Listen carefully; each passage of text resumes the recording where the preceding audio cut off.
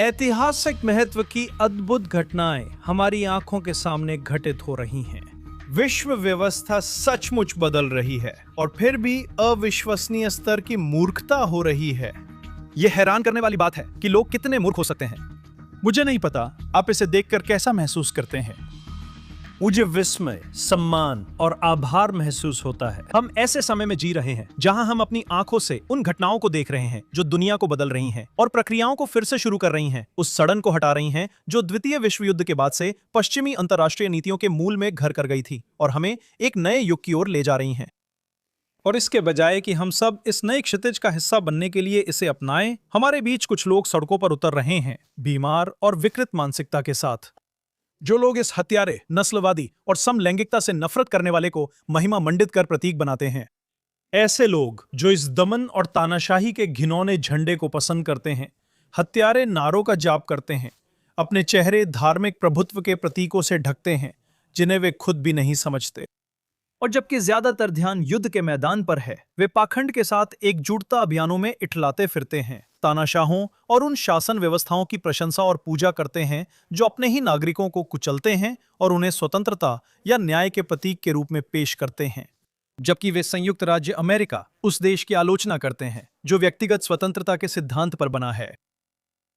विडंबना यह है कि संयुक्त राज्य अमेरिका के सबसे जोरदार आलोचक, जो काल्पनिक तानाशाहों के खिलाफ आवाज उठाते हैं, वे ऐसे समाजों में ऐसा कर रहे हैं जहां उन्हें खुलकर बोलने, विरोध करने और स्वतंत्र रूप से जीने की अनुमति है।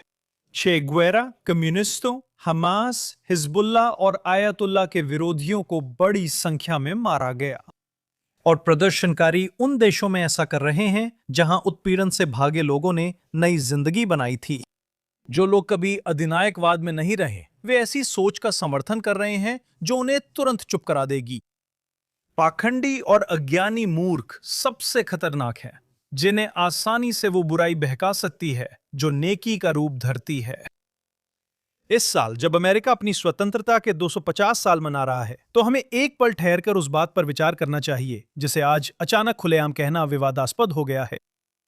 संयुक्त राज्य अमेरिका सबसे महान देश है। संयुक्त राज्य अमेरिका मानवता को दी गई सबसे अहम देनों में से एक है।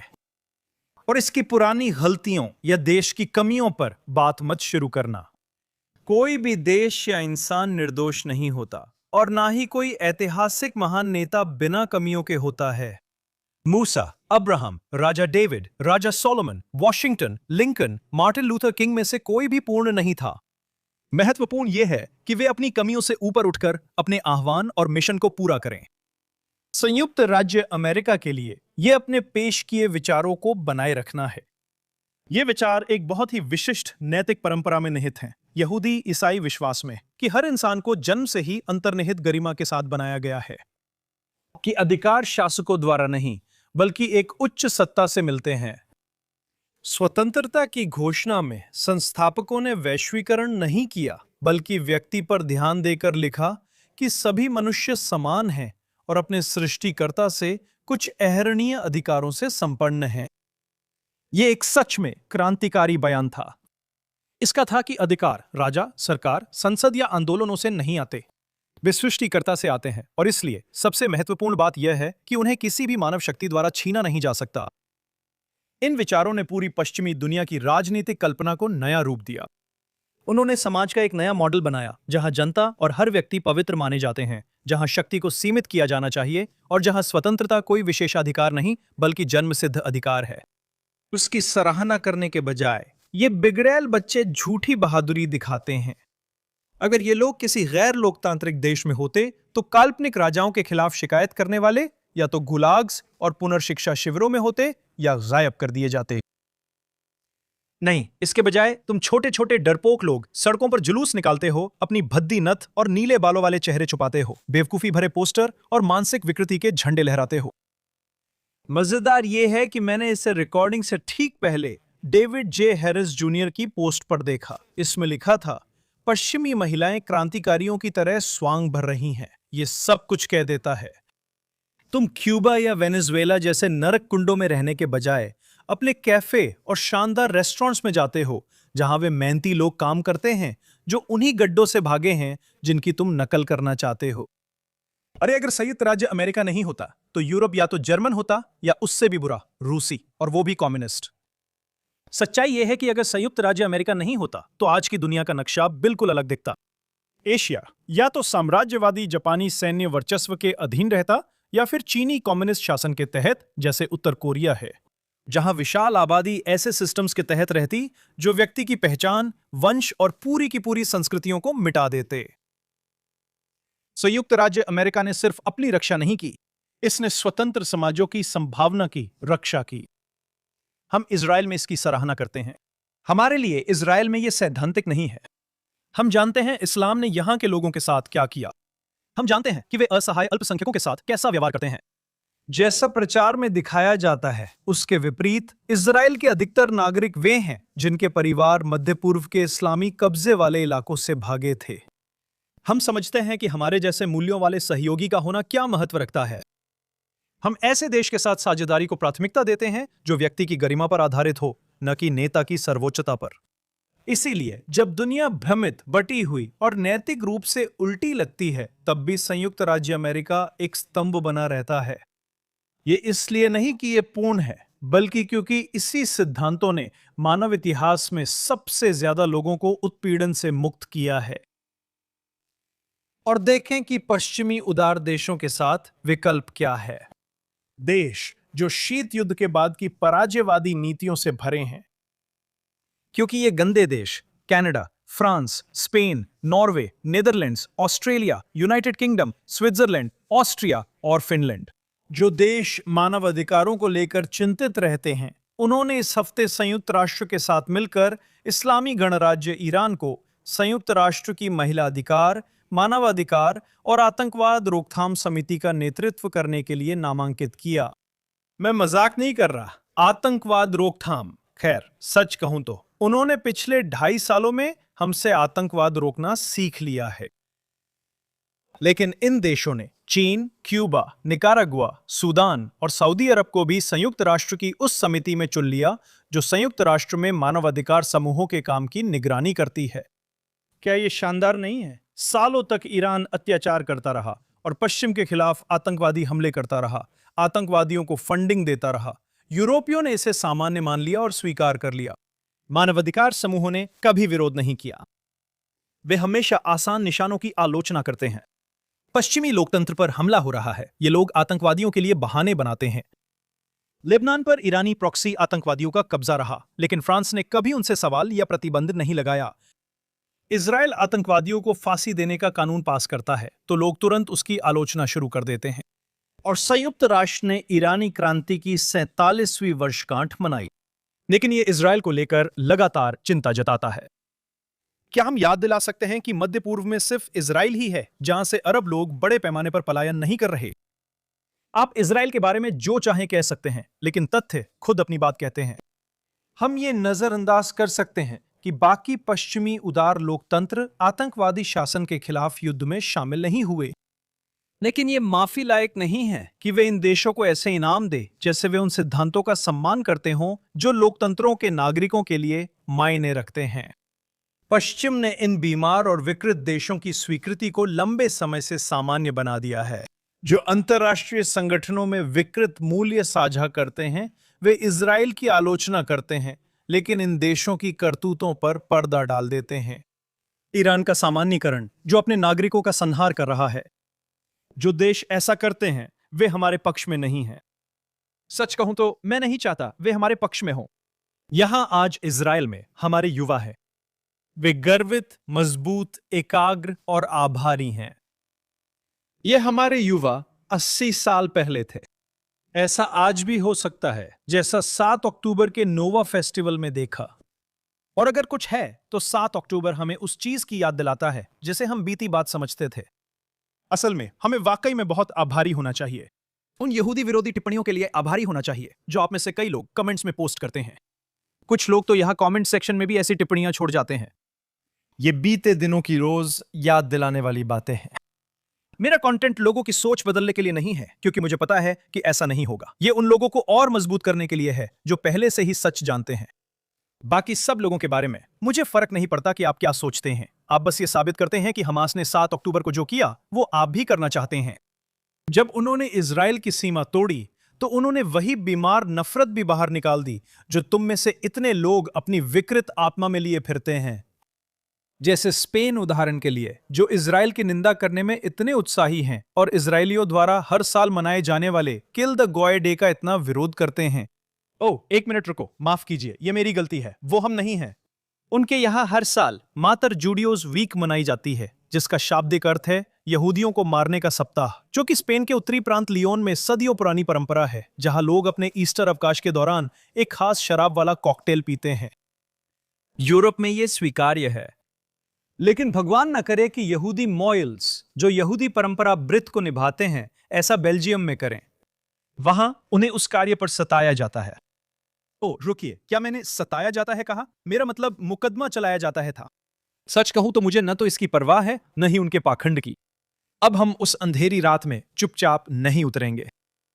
ऐसे दुश्मनों का सामना करते हुए जो संख्या, आकार और भूभाग में हमसे बड़े हैं, जो अल्पसंख्यकों पर अत्याचार करते हैं और जो आज इस कुंठा से तिलमिला रहे हैं कि वे अब हमारे साथ ऐसा नहीं कर सकते, तो उन सबको भाड़ में जाने दो। बेहतर है कि वे हमें ज़ायोनिस्ट कहकर निंदा करें, बजाय इसके कि हमें पीड़ित समझकर हमारे लिए मातम मनाएं। और इसे देखो, Gaza, Lebanon, Syria, Yemen, Iran, पूरी तरह से तबाही की तस्वीरें। बहुत ध्यान से देखो और याद रखो, यूरोप और अरब देशों में जब हम असहाय शिकार थे, उन पोग्रोम के दिन अब वापस नहीं आएंगे। जो लोग कहते हैं कि अब इजराइल से कितनी नफरत हो रही है, उनकी बातें उनके पूर्वजों जैसी हैं। यह नया नहीं है। तुम जानते हो और कौन हमसे नफरत करता था? वो करते थे। और पता है क्या? अब वो हमसे नफरत नहीं करते, आगे बढ़ गए। अब वो न तो जिंदा है, न ही हमसे नफरत करते हैं। तो अपनी नफरत लेकर लाइन में लगो। हम पीढ़ियों से वहां हैं और दफा हो जाओ। सिर्फ सरकारें ही नहीं, इस हफ्ते संयुक्त राष्ट्र ने विश्व प्रेस स्वतंत्रता दिवस मनाया, जिससे स्वतंत्र पत्रकारिता का महत्व उजागर हो सके और प्रेस स्वतंत्रता सप्ताह में मीडिया की चुनौतियों, नैतिकता व सुरक्षा पर चर्चा हो सके।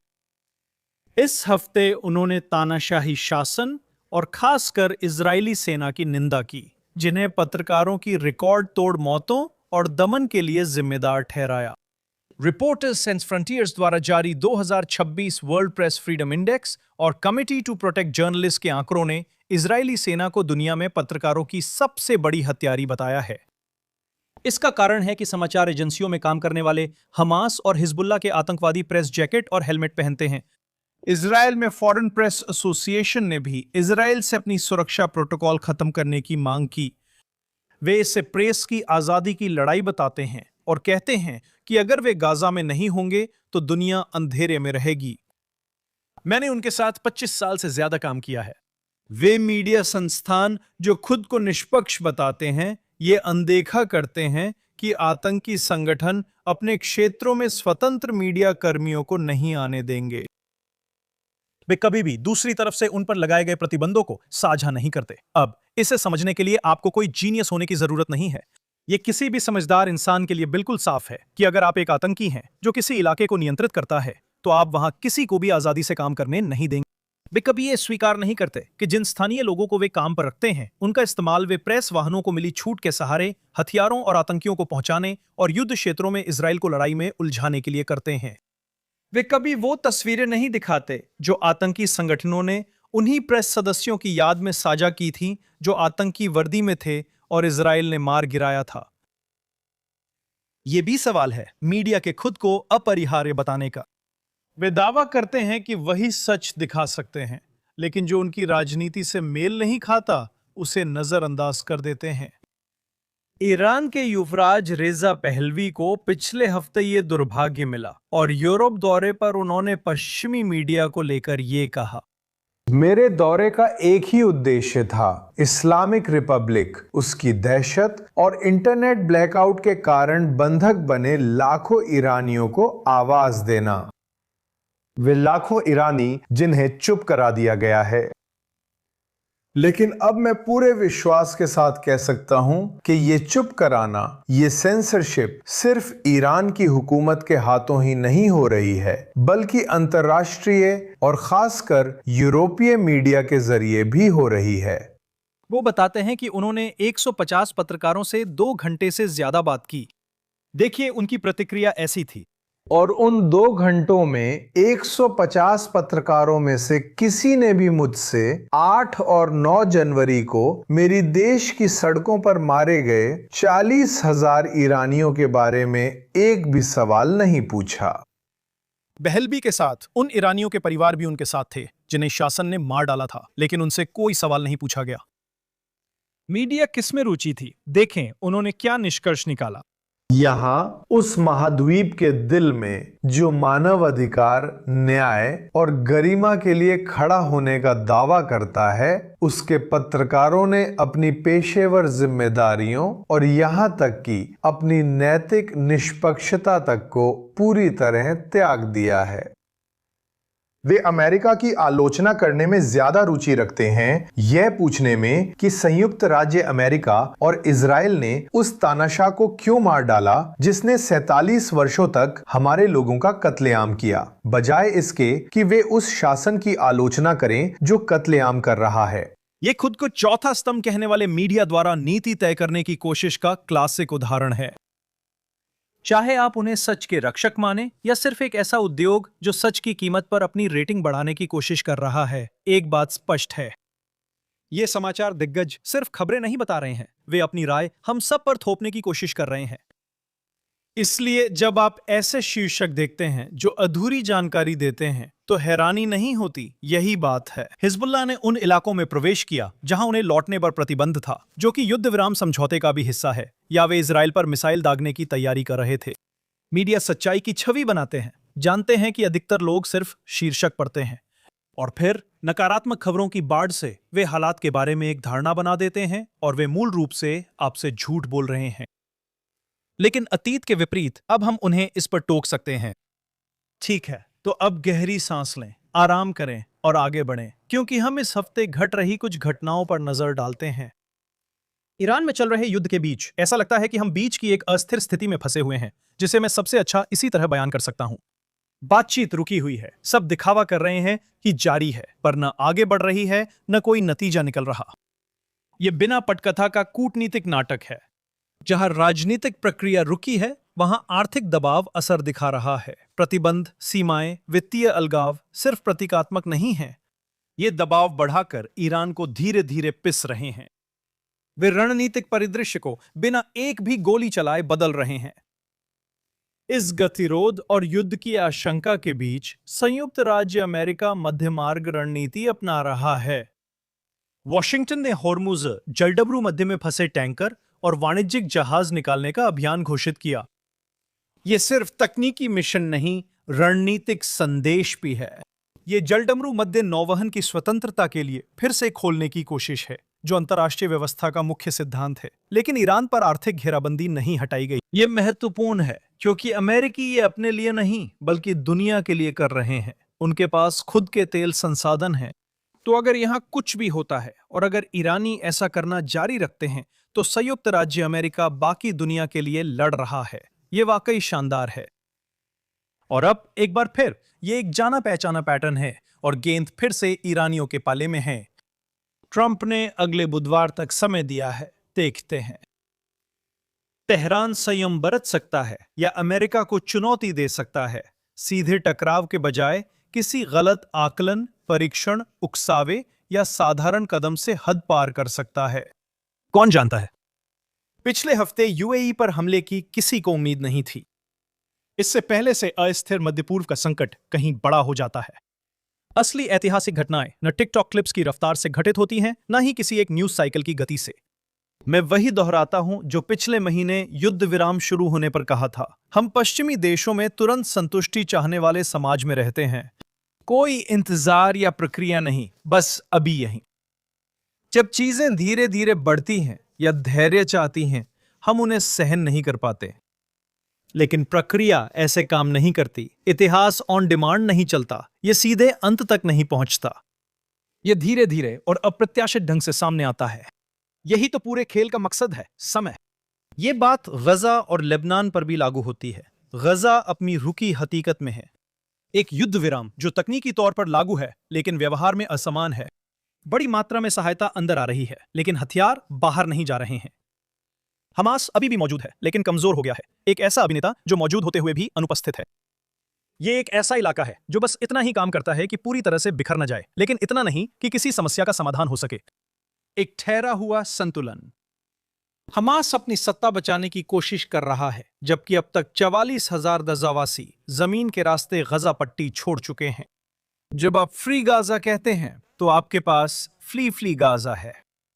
और इजराइल अपनी कोशिशें जारी रखता है, ये घोषणा करते हुए कि उसने बैत कानून में हमास के बुनियादी ढांचे को जमीन के ऊपर और नीचे दोनों जगह पूरी तरह से नष्ट कर दिया है, और ये सब 2.5 साल बाद हुआ है।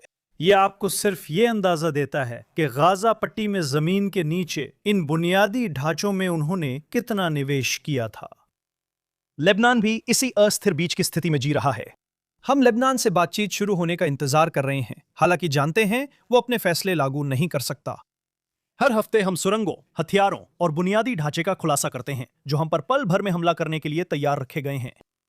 बुधवार रात इजराइल ने हिजबुल्लाह के लिए ईरान के आतंकी संपर्क अधिकारी रदवान बल के प्रमुख को मार गिराया, जो इजराइल पर हमले की योजना बना रहा था। यह एक अच्छा संकेत है कि जो कुछ हम 7 अक्टूबर से पहले सहन करने को तैयार थे, वो अब आगे नहीं होगा। और अगर आप सोचते हैं कि मध्य पूर्व आपकी समस्या नहीं है, आपकी जंग नहीं है, तो समाप्त करने से पहले मैं आपको एक विचार के साथ छोड़ना चाहता हूं, जिसे अरब मामलों के विशेषज्ञ एदीद बार ने उठाया है, जिनका मैंने यहां पहले भी उल्लेख किया है। यह भू राजनीति से भी गहरी चीज को दर्शाता है। ये इस वक्त की मानसिकता दिखाता है। हाल ही में एक पोस्ट में उन्होंने एक चौंकाने वाली तुलना दी, जिससे हमें पश्चिम की विचारधाराओं को गंभीरता से देखने की जरूरत महसूस होती है। वो बताती हैं कि आज का सामाजिक न्याय आंदोलन कभी दुनिया के अन्य हिस्सों में अलग नाम से जाना जाता था। ये ईरानी क्रांति की पद्धति थी। बारआयतुल्लाह खैमनी 1979 में और पश्चिमी राजनीतिक कार्यकर्ताओं की नई पीढ़ी के बीच सीधा संबंध जोड़ती हैं, और वो एक जानी पहचानी रणनीति की ओर इशारा कर रही हैं।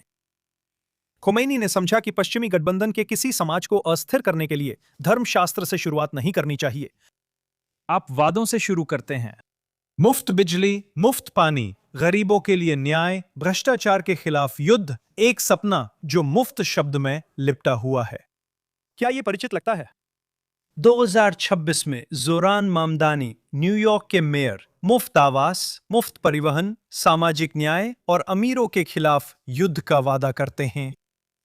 खोमेनी ने सत्ता पाने के लिए ईरानी वामपंथ का उपयोग कर बाद में उसे समाप्त किया। मामदानी वोक पीढ़ी का उपयोग न्यूयॉर्क सिटी नगर पालिका कब्जाने में करते हैं। आपको क्या लगता है, ये किस ओर जाएगा? ये रेड ग्रीन गठबंधन का सबसे साफ उदाहरण है, एक चरम विचारधारा जो सामाजिक प्रगति के रूप में छुपी हुई है। इद्दत हमें याद दिलाती है कि 1979 में कई पश्चिमी बुद्धिजीवी मानते थे कि खोमेनी स्वतंत्रता और आधुनिकता के प्रतीक हैं। बाद में ही उन्होंने समझा कि क्या हो चुका था। इतिहास हमेशा एक जैसे प्रतीकों से नहीं दोहराता, कभी कभी वो बस अपनी भाषा, नारे और दर्शक बदल लेता है।